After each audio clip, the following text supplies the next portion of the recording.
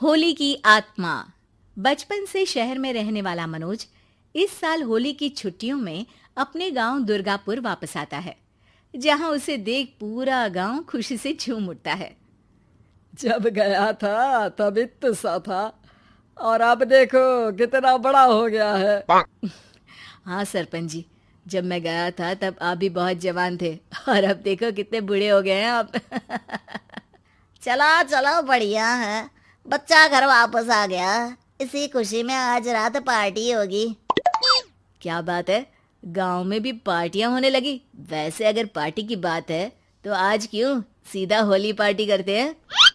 Holi party की बात सुन चहल पहल में अचानक सन्नाटा छा जाता है, जिसे देख मनोज को कुछ अजीब लगता है। लेकिन तभी सरपंच बात पलट देता है। अब बहुत देर हो गई, चलो सब अपने घर चलो, पार्टी के बारे में कल सोचेंगे। मनोज भी मम्मी पापा के साथ घर आ जाता है, पर होली पार्टी और उस पर पूरे गांव की खामोशी वाली बात अभी तक उसके जहन से निकलती नहीं। पापा, होली पार्टी की बात पर सब चुप क्यों हो गए थे? अरे होगी उनकी कोई अपनी बात। मुझे गांव की पंचायत ही थोड़ी पता है। थक गया हूँ, चलो सो जाते हैं, कल बात करते हैं। पापा की बात मानते हुए मनोज भी सोने चला जाता है। आज तो छुपा लिया, लेकिन हफ्ते बाद जब होली का दिन आएगा तब इसे कैसे रोकोगे? अगली सुबह सूरज के साथ ही मनोज भी गांव घूमने निकल जाता है, जिस पर रास्ते में उसे अपनी ही उम्र के कुछ लड़के भी मिलते हैं, जिनसे दोस्ती कर अब वो उनके साथ घूमने लगता है। इसी तरह कुछ दिन बीत जाते हैं और होली नजदीक आने लगती है। दोस्तों, होली में 4 दिन ही बचे हैं, पर गांव में उसकी कोई तैयारियां क्यों नहीं दिख रही? क्योंकि यहाँ होली नहीं मनाई जाती। अरे पर ऐसा क्यों? वो राजा भूषण। अरे तुम 4 दिन के लिए आए हो, क्या इतना सोच रहे हो? चलो कुछ खाने चलते हैं। इसी के साथ एक बार फिर होली की बात को टलते हुए देख मनोज को शक होने लगता है। वो घर पहुंचते ही इंटरनेट पर अपने गांव और राजा भूषण के बारे में जानकारी निकालने लगता है। क्या? मुझे आज तक ये नहीं पता था। ऐसा कैसे? किसी ने मुझे कुछ बताया क्यों नहीं?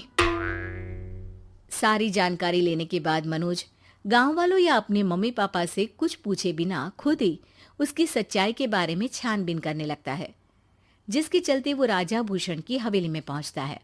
वाह, क्या हवेली है यार। पर क्या यहाँ सच में कोई भूत है? हेलो भूत जी, कोई है क्या? हम इस साल गांव में होली सेलिब्रेट कर रहे हैं, क्या आप उस पर थोड़ा इंटरव्यू देंगे?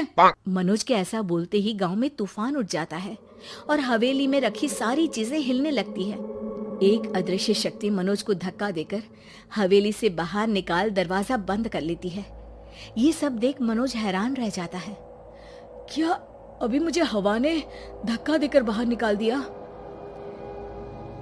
मेरे होते हुए इस गांव में कभी होली नहीं मन सकती, इसलिए दोबारा ऐसी कोशिश भी मत करना, अंजाम बुरा होगा। आवाज सुन मनोज हैरानी से इधर उधर देखने लगता है, पर उसे कोई दिखाई नहीं देता। वो गांव वापस आ जाता है, जहां तूफान की वजह से सब कुछ तहस महस हो चुका होता है। आखिर ये तूफान आया कैसे? ना ऐसा कोई मौसम था और ना ही हमने होली का त्योहार मनाने की बात की थी। सरपंच की बात पर कोई रिएक्शन दिए बिना मनोज चुपचाप अपने घर चला जाता है।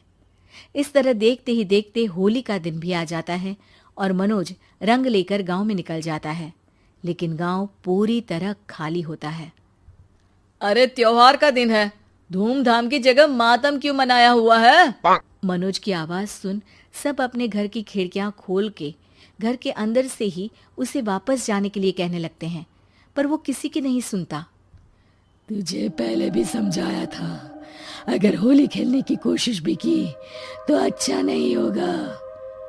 अरे बात मान लो बेटा, तुम्हें सच नहीं पता।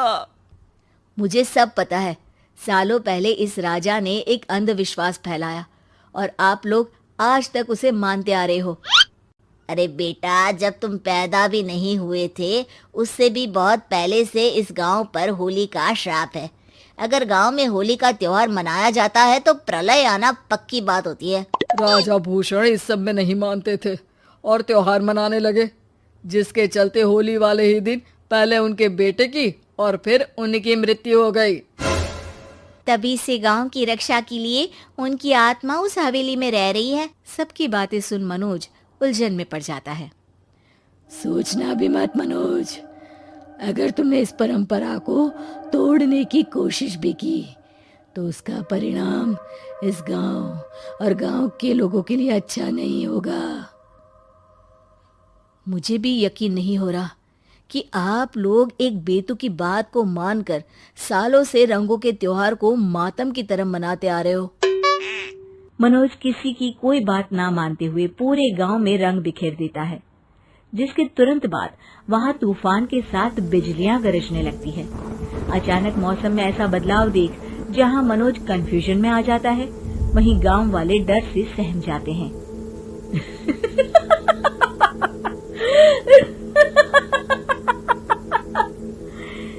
इस लड़के ने हमारे जैसे सिर्फ अपने स्वार्थ के लिए नहीं बल्कि पूरे गांव की खुशियों के लिए यहाँ होली मनाई है, जिस वजह से अब इस गांव पर होली का श्राप टूटता है।